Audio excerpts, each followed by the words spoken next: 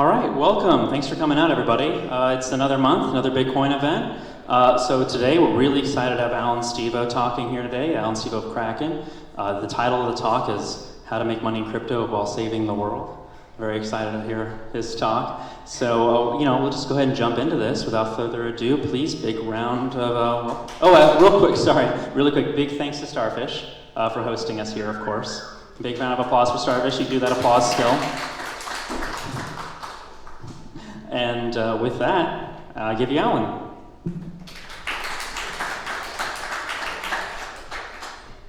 Thank you very much.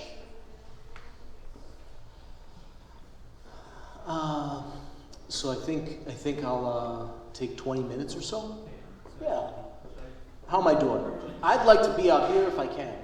Does that work for you? That works now. Okay. Am I too loud in here? I'd like to take 20 minutes or so and talk approximately about this topic that you just heard there, about this kind of concept of how to do good for the world while perhaps while increasing your wealth through Bitcoin in a way would be ideal. And there were two just last week. This is a question I hear often. I get asked from time to time to speak, sometimes to college students, high school students, and I hear quite often, hey, who's talking back there? You guys being loud back there? The people up front are turning around. Surely, and I can even speak more loudly. There should be a speaker in the back. I can see if it's off.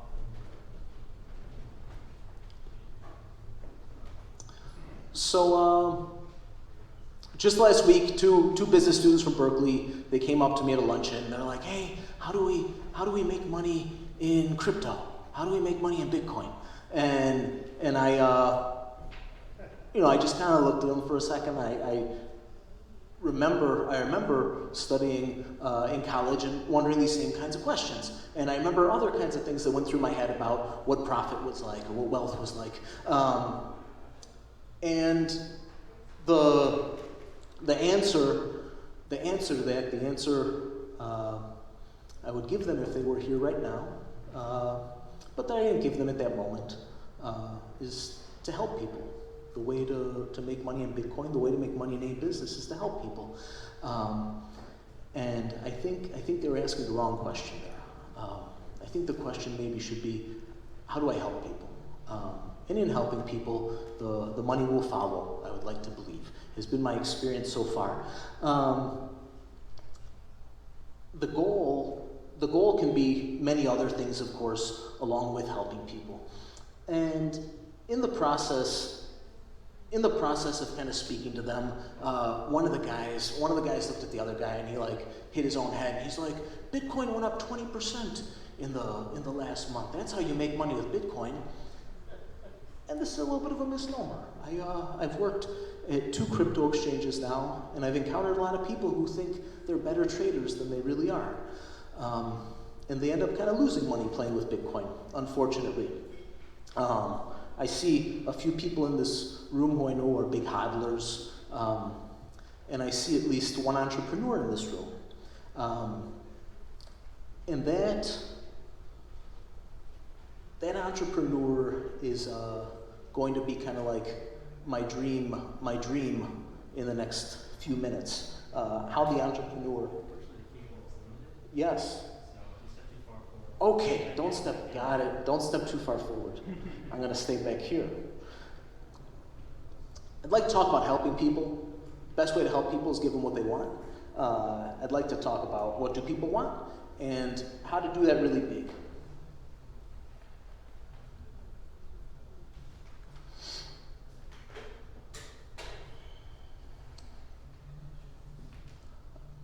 I find that many people, they don't even recognize they have problems. They'd like someone to come along and help them kind of solve a problem.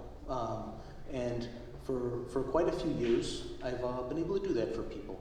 In businesses like Kraken, I've been able to do that in my own, on the side, kind of helping people solve their problems. Sometimes being the one who approaches them saying, hey, have you thought about this problem? then that's a little bit of sales there. And problem, for an entrepreneur a lot of times, problem means opportunity, right? Problem, who here has ever helped another person? Please raise your hand if you've helped another person. Just a little, okay, that's good, that's good. And who's kind of made a little bit of a career out of helping other people? Anyone else? Come on. I see people who help people every single day, and no. You help people all the time. This is the only reason you have a job, because you're helpful.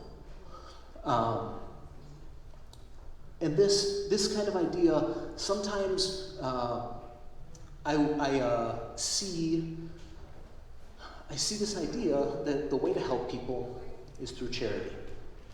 And charity can be beautiful. I see very successful entrepreneurs say, okay, I've made some money, now I'm going to go be charitable. And they kind of see that as a higher good in a way. And perhaps during this discussion I can disabuse you of that fact a little bit. I can perhaps convince you that possibly the best way to help people is to do it in a way that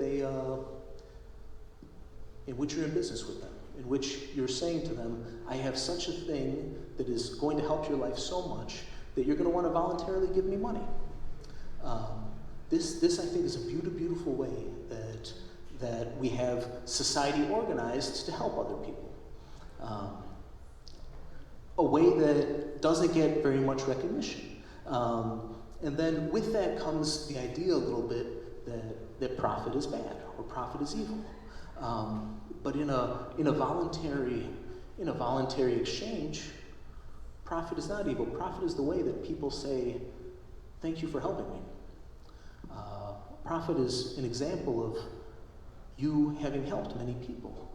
This is a beautiful way to look at the world if you want to help the world, and if you don't want to be a priest with a vow of poverty while you're helping the world.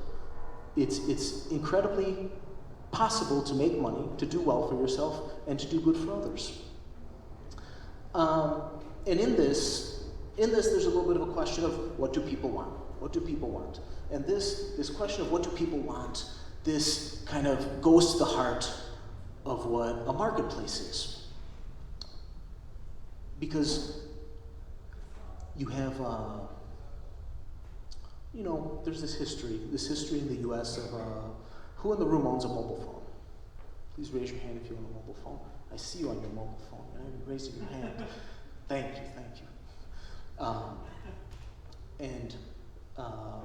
Who's ever seen one of those phones in real life? Who in real life has seen one of those old clunky phones that's rotary, that you have to dial like that? Cool, yeah, you know what I'm saying. Okay. So that kind of phone, that's the Western Electric Model 5000, I believe it's called. And this phone was standard throughout the US. And some people in this room probably know it, some people in this room maybe don't know it. It was standard throughout the US. You could have a black one, you could have a pinkish looking one, you could have a red one, and those were kind of extreme to have those colors. But a lot of people had this black color, and there wasn't a lot of innovation. From 1948 in the United States to the mid-80s, this was the telephone that almost everyone had.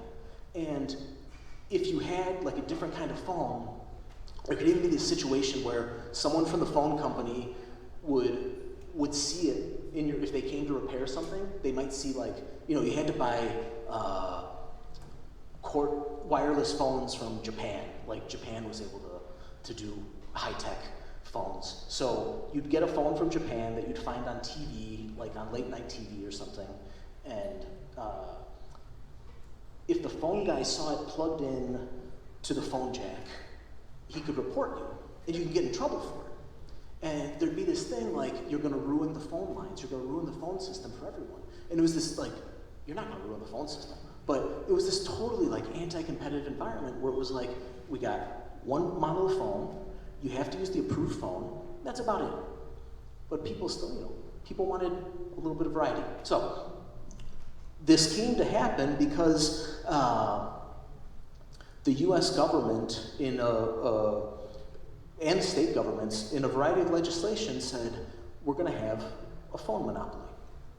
We're going to have one monopoly, and that's the company you're going to go to for telephone service. And the company exists today as AT&T. And then there were the local bell companies for local service. And eventually there was some competition there, but really there's one phone company, that's how things are going to work, and it's not going to work any other way. And people even said, when I was at university, I still heard this preached to me, there's this concept called natural monopoly theory. Has anyone ever heard of natural monopoly theory? Perhaps, yes, okay, cool, one person.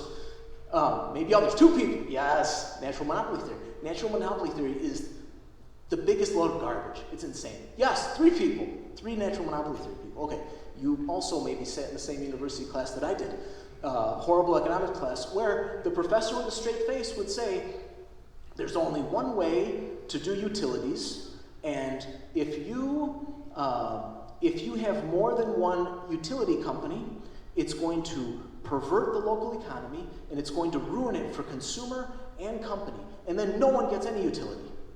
And this was said in my economics class about telephone service, for example. And this was while people were starting to normally own cell phones, and this was while there were numbers like 1010, 320 or something like that, where you could like dial it in, and that became your long distance provider through this phone. So like all these entrepreneurs were like trying to wrangle through the system, figuring out how can I touch the consumer, how can I interact with the consumer. So this is happening while these professors are saying, oh, natural monopoly theory, it's the only way to do it. There must not be any competition in these areas. And you'd have these debates. Like in the 1970s, you'd have the Harvard PhD debating like the free market economist. And the Harvard PhD would, he'd praise what a great job AT&T had been doing. Blah, blah, blah. And the free market guy, he really had no answer, right? He's like, well, I just think it could be better. And then they'd attack him, right? And he'd be like, why would it be better? Well, competition is good for everyone. Competition is always good for the consumer in all kinds of industries, blah, blah, blah, blah, blah. And then they'll say, oh, what do you want? You want 3 buttons on everyone's phone? You want 3 phone lines down the street? You want to make our neighborhoods look ugly, don't you? Putting all these phone lines everywhere. What's wrong with you? And the free market economist would have to say things like, I just know that the marketplace will make things better. Letting the consumers be competed for, letting entrepreneurs compete with each other makes things better. The US government said, no, there can only be one way of doing things. It must be an AT&T monopoly. The news broadcast said it. The Harvard economist said it. There can be no competition. There must be a monopoly in this industry. And you go forward to there was a period like 1980 to 1984. And in that period, there was a variety of ways that AT&T was made less of a monopoly.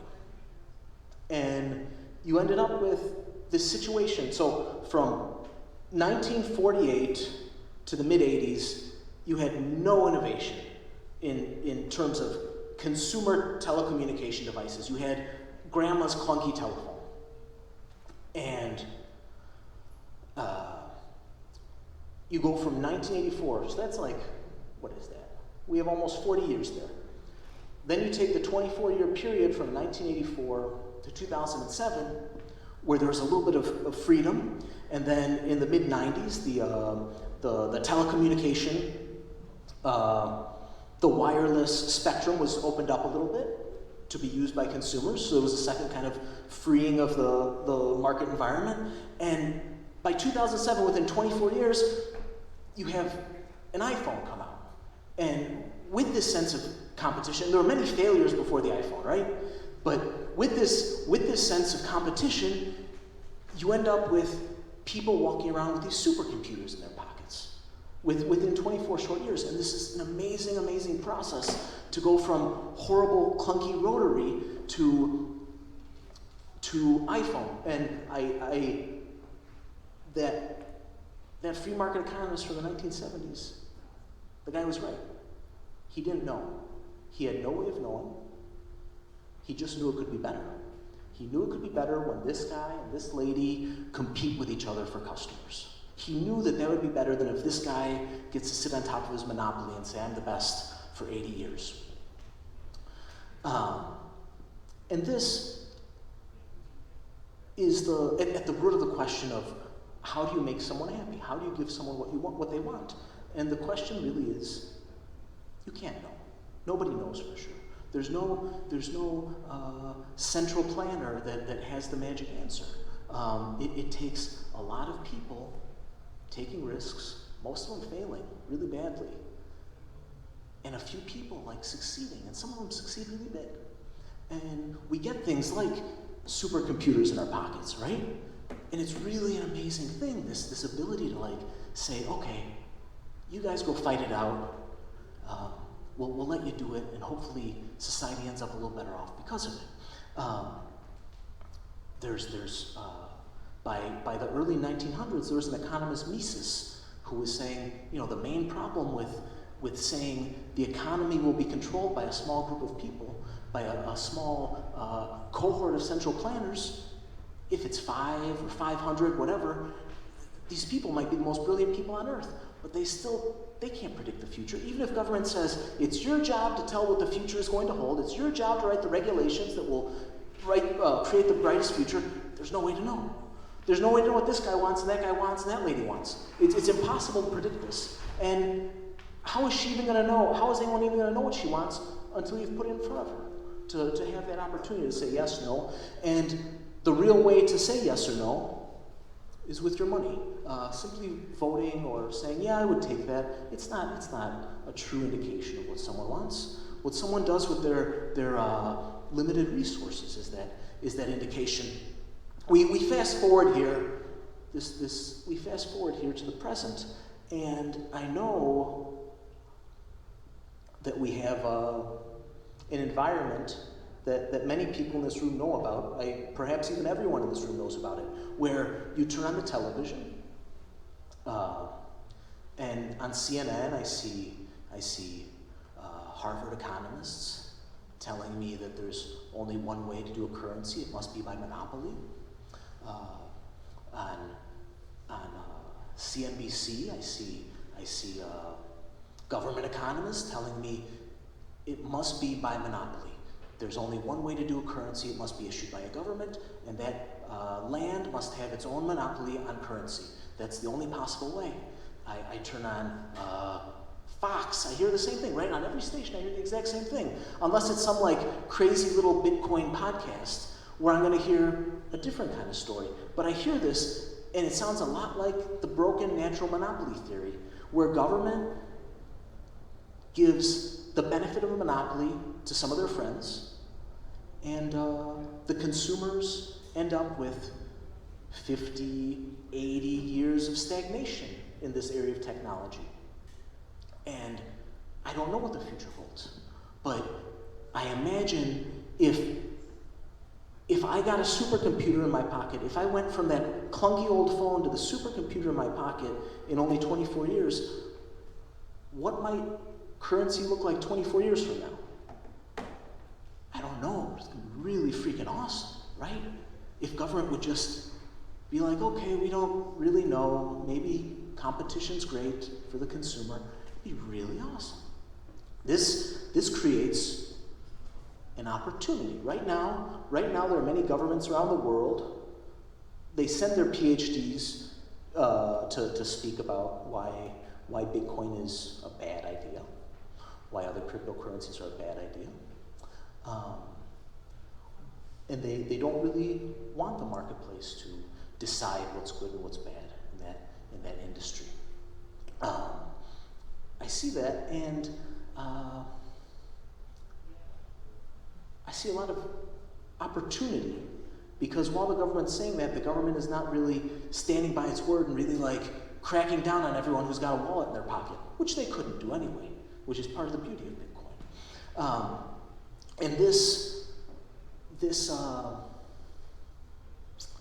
is notable for an entrepreneur, because at this moment, the people in this room, right, we're in this amazing place right next to Silicon Valley and right here in the Bay Area, where the world has been changed over the last 50 years, right? Because a few people broke away from Fairchild Semiconductor. Their boss wasn't treating them right.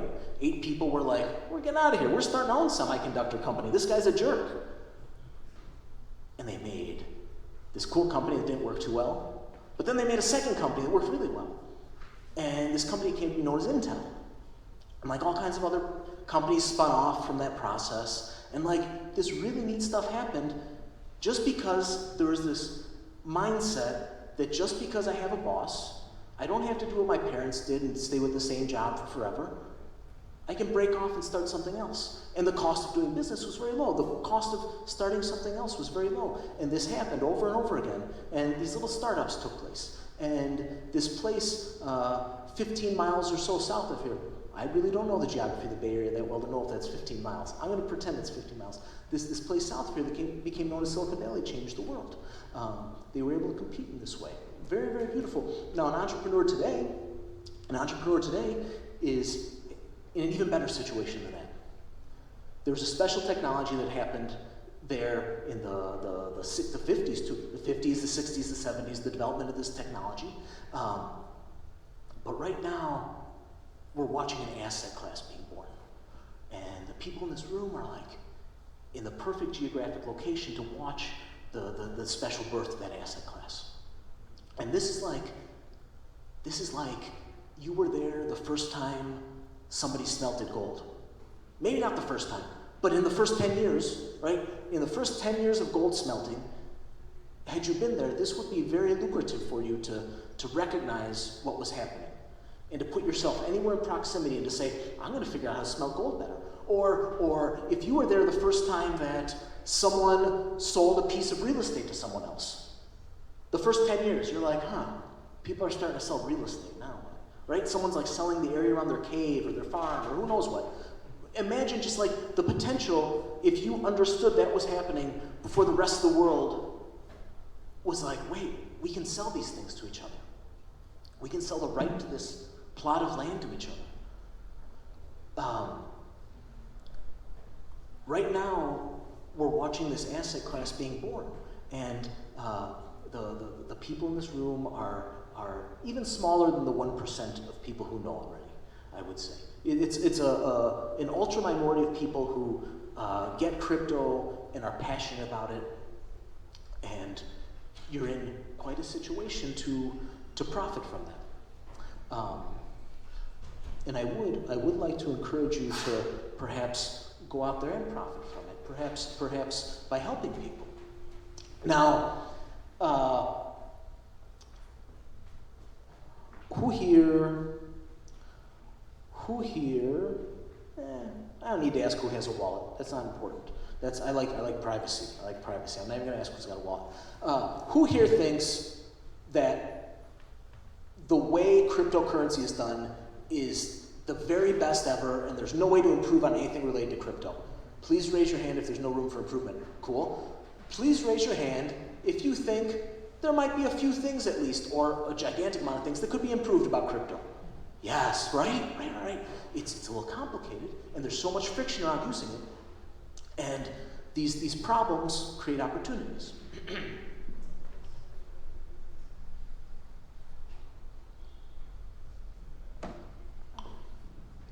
These problems create opportunities for an entrepreneur.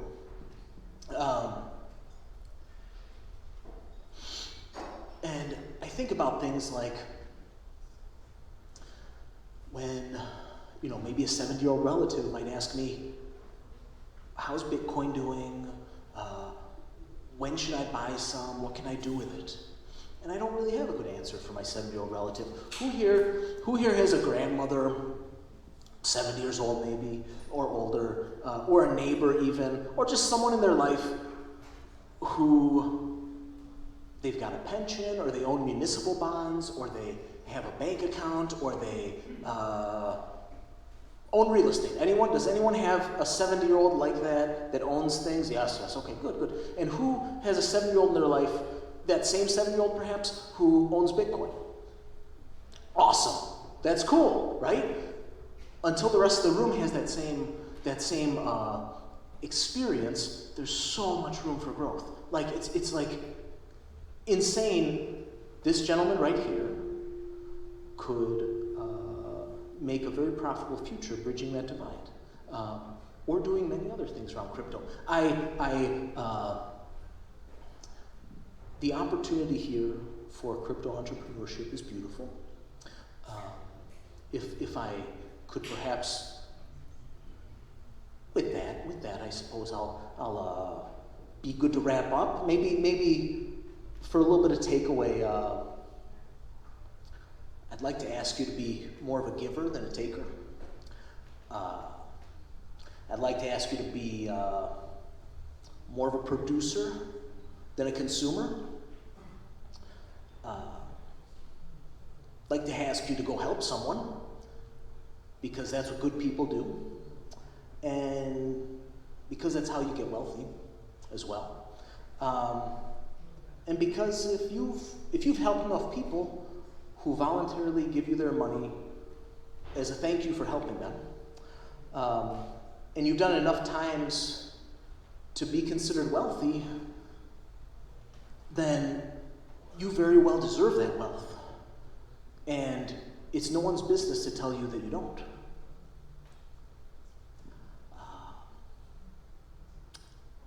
Thank you for your time with that. If there are any questions, I'll give gifts. I'll give gifts to the first 5 people who ask a question in this room. All right, well, I'll bring the mic around if you just go ahead and raise your hand. While we're doing that, just maybe get started, you mentioned the birth of this asset class, and you see things like stable coins and being able to do collateral and stuff. What are you most excited about? You want me to point to a specific thing, right? Just a short list. And then whoever raises their hand, I'll start taking care of it. So, if we were in the mid-90s, if it was 1994, Alta Vista would be the #1 search engine in the world. And probably no one knows what Alta Vista is today. Almost no one knows it anymore. Yet everyone in this room has done a Google search. So when I think about Bitcoin, I think the same thing could happen. 20 years from now, no one may know what Bitcoin is, and that's okay. And I like the energy that goes into Bitcoin, and you told me earlier how much you like the Lightning Network. This is just the most beautiful thing ever, that there's protocols being developed to make Bitcoin better. And there's going to be hundreds and thousands of them. And some people won't even know what Bitcoin is. They'll just know that they have ease of use in some way. This I love the most. The developing is starting to happen on Bitcoin in a way that makes Bitcoin more functional. And anybody interested in Lightning, come find me after. I'll set you up with some Lightning coins, Satoshis. All right, here we go. Cool. So I wanted to ask you if there's a specific problem or set of problems that you find yourself at Kraken solving for people most often, or capturing the most value from solving. Is there a specific problem, Bitcoin-related problem? May I ask your first name so that I may Steve. Remember to give you a gift? Okay, thank you. Thank you, Mr. Steve. You can give fake names.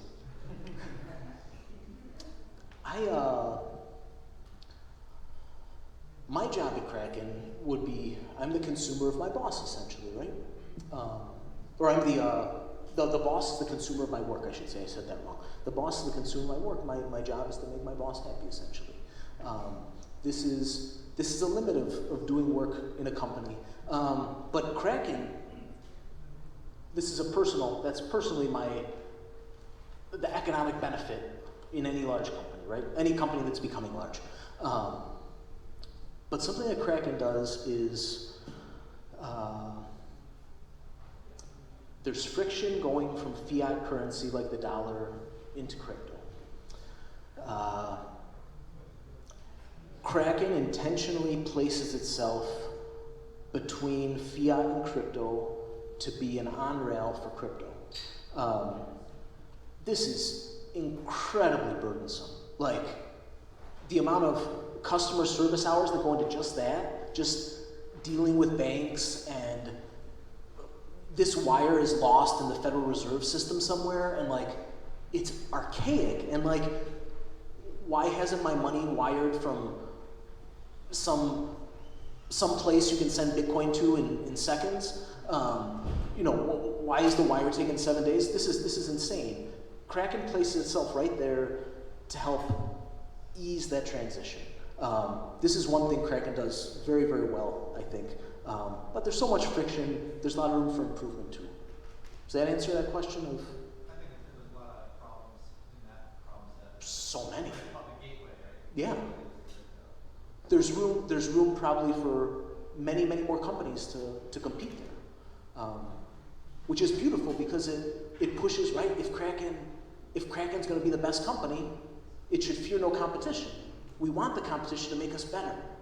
Competition helps us to excel personally and as a group. Where's that mic at? No mic. Oh, mic is there. Okay. You have in Lord of the Flies, what did they have when you were allowed to speak? They had a talking stick? No. That's conch. Okay, my name is Daya. My question. What's your first name? Daya, D-A-Y-A. D-A-Y-A. Prize number 3 for Daya. Okay. Gift number 3. Thank you. I wanted to get your opinion. I mean, I don't think there's a lack of innovation in the crypto space because we see all these coins. I think it's the lack of adoption that's driven by regulations like those Harvard professors. So it's not that the developers aren't trying, they are. It's question is, do we even need that many coins? Or is this going to evolve to a situation like a Google where one service is being used by many people, or like an Apple phone, or like Facebook, is very, very singular solutions? Is that where this is going to evolve to? So we're talking about shitcoins here. Shitcoins have that name for a reason. A lot of them are just worthless scams that take advantage of good people,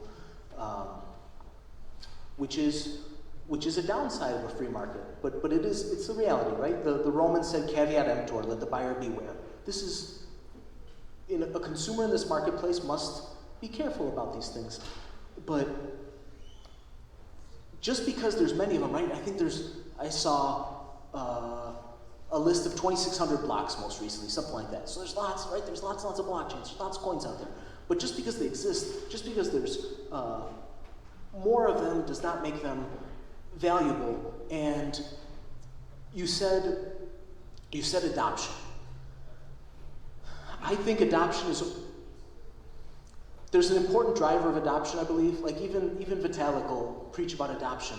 But it's utility that drives adoption. And my 70-year-old uncle, he's got no utility from Bitcoin right now.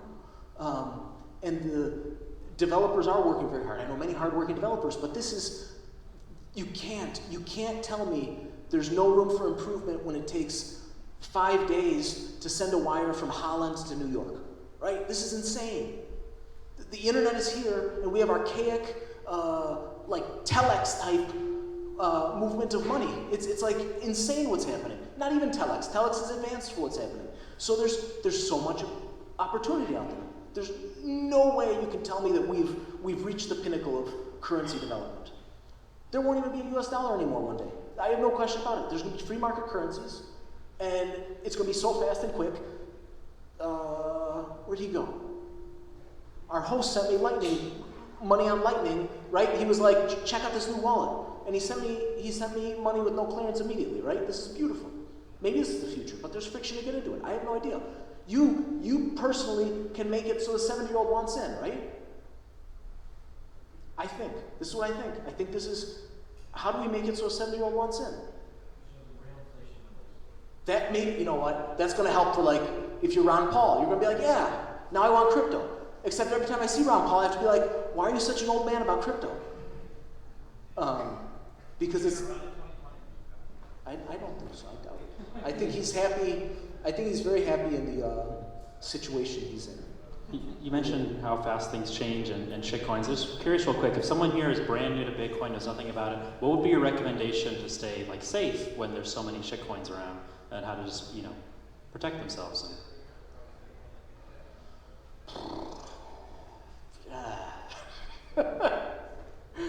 So I'd start with asking, what do you want? What do you want? And I'd start the discussion there. And then I'd talk about the utility of certain coins, because there are great projects out there that have utility.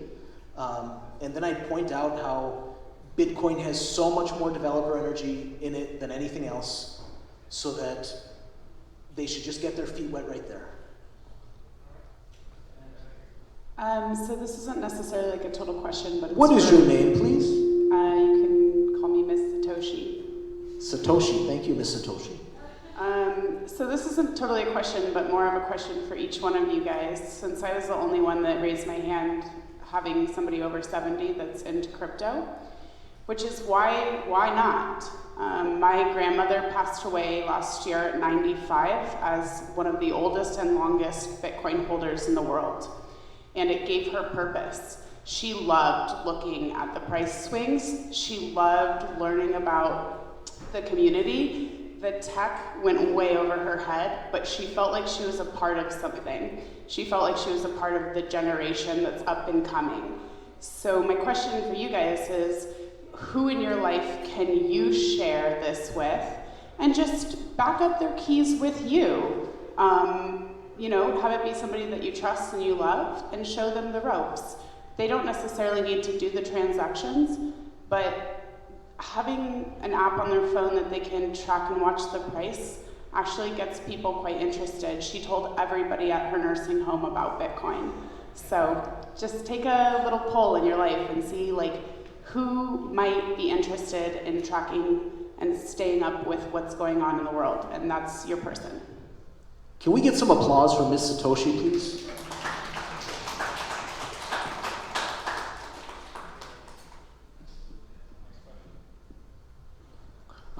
Miss Satoshi, I think it's worth something I maybe neglected to say was how unimportant in my talk is how unimportant the skill level of the people in the room is when it comes down to it. If you do, really, drive and motivation is what matters when you want to get into something new, even when you want to start a business. And Miss Satoshi's grandma, she had motivation to do this. Or Miss Satoshi gave her the motivation to do it, I don't know. But this is, if people in this room have no idea how to code, if they really have no idea what Bitcoin is, but they think there's a future, that shouldn't stop you from going and hiring someone who knows better than you and partnering with them and helping to drive that future. Because maybe you're the one with the drive and the developer is the one without the drive, and you can lead that team. Thank you for the talk, Allan. I must put a disclaimer here. We've known each other for about 5-6 years. We work together at the Bitcoin Center in New York City. We're colleagues now in Kraken. You always remind us about the philosophy. You always, since the first day I met you, you told me that technology is at the service of a specific philosophy. Your book is one of the few books that I can read and not get upset about Bitcoin Manifesto. Most books on Bitcoin are pure garbage, written by people who didn't even bother to download their own wallet. So you want to tell us, I remember because we were roommates at that time, you used to wake up at 3 a.m., you read a book written by an American guy, long time before Bitcoin ever existed. You want to tell us about the book you read and how it helped you change the way you think and you influence a whole lot of people how to view Bitcoin as a tool for a certain philosophy. What was that book that you were reading at that time? Has anyone ever heard of an economist called Mises in the past, or no? I mentioned this guy. Could you raise your hand if you've even heard of the guy? Okay, a few people. Has anyone ever heard of an economist called Rothbard? Yeah, Murray Rothbard is his name? Okay, a few people, him as well. So one was you could kind of say was like a student of the other. Rothbard was the student of Mises, essentially. So Rothbard does some really neat writing about the Great Depression and about a period where government actually confiscated gold from people. In, I think it was 1933, the government said, okay, in the land of the free and the home of the brave, it is illegal to own gold, and that's how it's going to go. Turn in your gold right now. There were exceptions to that rule, but largely it was illegal to own gold in the United States. And it wasn't until like the late 70s, there was this guy, Blanche, what the heck was that guy's name? I don't remember his name right now. There was this dude in a wheelchair on television who would do these commercials where he held up gold in the late 70s, and he's like, I can't own this gold. Why is that? Blanchard. Why can't I own this gold? And it was kind of like a little heartbreaking to hear this guy's commercials. And then Gerald Ford was the president. He saw this commercial, and he claimed that he helped to change the law on gold ownership in the United States because of this commercial. So like by 1967, South Africa, which had some repressive history at that time, South Africa was like, it's the individual's right to own gold, and they minted gold coins. It wasn't until 1986 that the US Mint was minting gold coins, saying not only is this an individual's right to own gold, which didn't happen until the 70s, but it was it makes sense to make gold easy to be had by the individual owner. This process of how gold developed in the United States has this horrible story of repression and who deserves to have wealth and questions like this. And could you guys quiet down back there a little bit, please? Pretty please? With sugar on top. Thank you.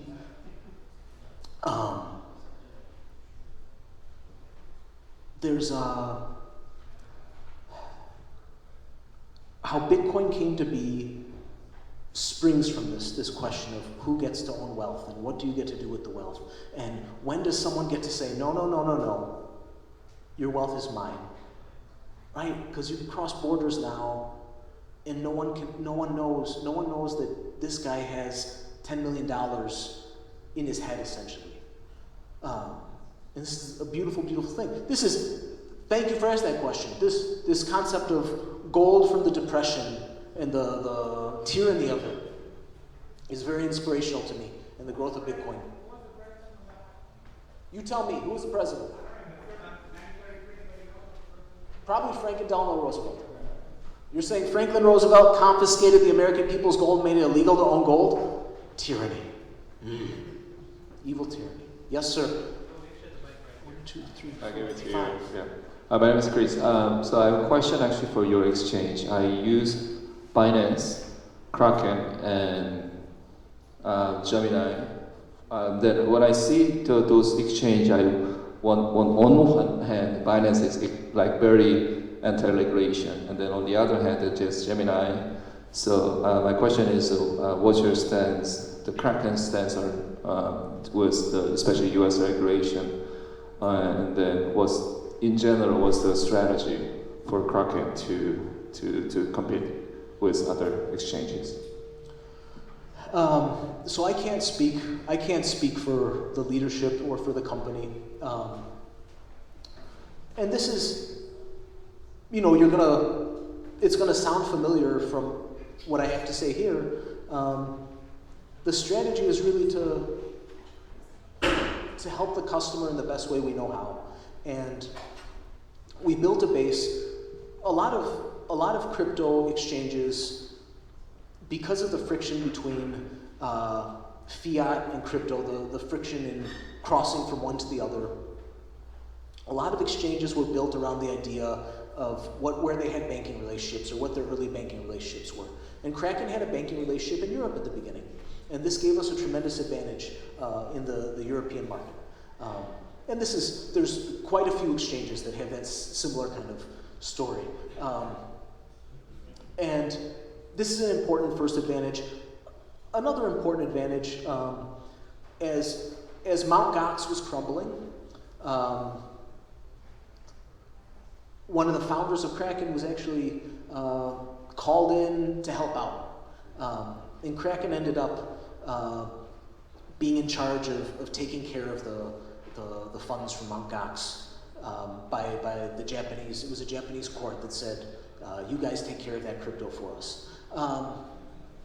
So there's this trusted idea there, and there's a great deal of importance put on security.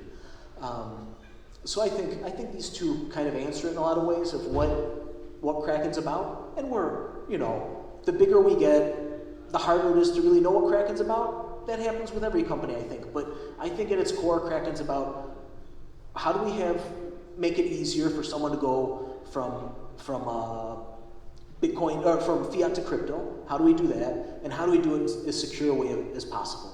And we think the marketplace will reward us for keeping so secure for so long. And there's a few other Kraken people in the room. If you ask those people that same question, they're going to have a different answer, perhaps, and an equally insightful answer. Hey, Stevo. Thanks for the talk, man. Thank you. And thanks for pointing at me when you said this guy might have $10 million in his head. If I do, I've forgotten, but maybe I'll remember later. So I appreciated kind of the history lesson of competition, monopoly, and how that kind of opened up, and how we have computers in our pockets now. When it comes to money, currency, or governments in general, it becomes different than, in my view, a product. It's a control mechanism in a lot of ways. And so when I think about especially how governments have been captured by big money, by banks, plenty of studies have been done showing that we can all go out and vote for whoever, but the big money interests are going to get their way when it comes to what legislation passes and things like that over what 90+% of people may want their government to do for them. So in that vein, given that we already have better voting systems that aren't in use because the powers that be wouldn't want to be taken out, given that we now have a better monetary system with Bitcoin, we don't need to trust these central banker planners to secretly inflate our money supply. Will we get a chance as people with a better way of doing things to use that, or will it take a revolution, quite bluntly, to force upon the entrenched systems what we now believe to be a better way of transacting with money? Because it doesn't seem like the adage of, competition, consumer demand, we'll just all start using Bitcoin. The banks and the governments they control likely won't allow that to happen. So in your mind, when you look forward to the inevitable triumph or collapse of something like Bitcoin or a better Bitcoin, what makes that succeed? Does it take a forced revolution, or honestly, do you just think greater adoption wins the day? Yeah, that's a great question. The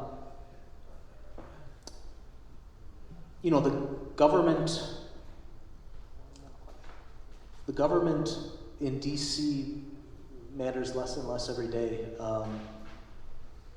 We'll find a time where governments are probably competing to try to attract people one day, to try to attract migrants even one day. The government is always many steps behind. If you listen to the Senate hearings for a second, you can see how out of touch they are. And this is great. This is great because the only problem is they don't realize they're out of touch. But I mean, it's irrelevant what you think about abortion when one may have a mail order in which drugs can be ordered in which that can force one to have an abortion. And you can't stop someone from ordering that on the internet. Or it doesn't matter what you think about guns, about gun control, because anyone can use a 3D printer and download plans for printing their own gun on the internet. And it's going to be plastic, and your metal detector won't know that it's there. And right, this is the idea of what does government think about it? It's like almost irrelevant, because of course there's going to be friction as government, gets annoyed at people for proving its irrelevance. But on topics like abortion or gun control, where technology has made these far more accessible, these items far more accessible than in the past, you can't just stop someone with a law. This is And these issues are beyond what government's even made to do. These are issues of morality. This is, you may think something is bad and she may think it is good, then it's your job to convince that guy of your morality, or you to convince that guy of your morality. And that's how people are to interact when they don't like abortion or guns or something like that. It's to spread your view of the world, not to have some politician go point a gun at that guy and say, you can't have a gun, only we can have guns. That's insane. And Bitcoin is the same way. I don't know that it does take a revolution, but it takes Miss Satoshi's grandma maybe being ready to have this type of stuff, and government becomes more and more irrelevant. And the leading governments will be the ones that say, that recognize this first and figure out how they can prosper from the slowness of other governments not to recognize it. Does that answer that question? We have just one last question, and then it's drinks and hanging out. So here we go. Keeping everyone from their drinks and hanging out. This is a fun one, you know. So it's which presidential candidate would be the best for Bitcoin. But you can take it either way. You can say best for Bitcoin directly, or will most inflate the money supply or drive people away into the dark markets and shadow economy. So you could be like 99% income tax, driving everyone into, working for Bitcoin, or you could just be like someone would say in Bitcoin. What's your take on it? That's the question. Yeah. I hope you will take a similar attitude to this. I'm going to prosper no matter where I live in the world. Bitcoin's going to prosper, and I'm going to be part of helping it to prosper. And I'm from the US. I have a little bit of patriotism in me where I want to see the US succeed. And I know that right now we do so many things to push away innovation. Innovation in Bitcoin, for example. And the state of New York makes its people second-class citizens with the regulation around it. With that kind of attitude, I know that there's a presidential candidate who is more pro-Bitcoin and vocal about Bitcoin than all the others, because a friend of mine constantly sends me messages whenever that candidate has spoken about Bitcoin. I think it's irrelevant though, mostly. I think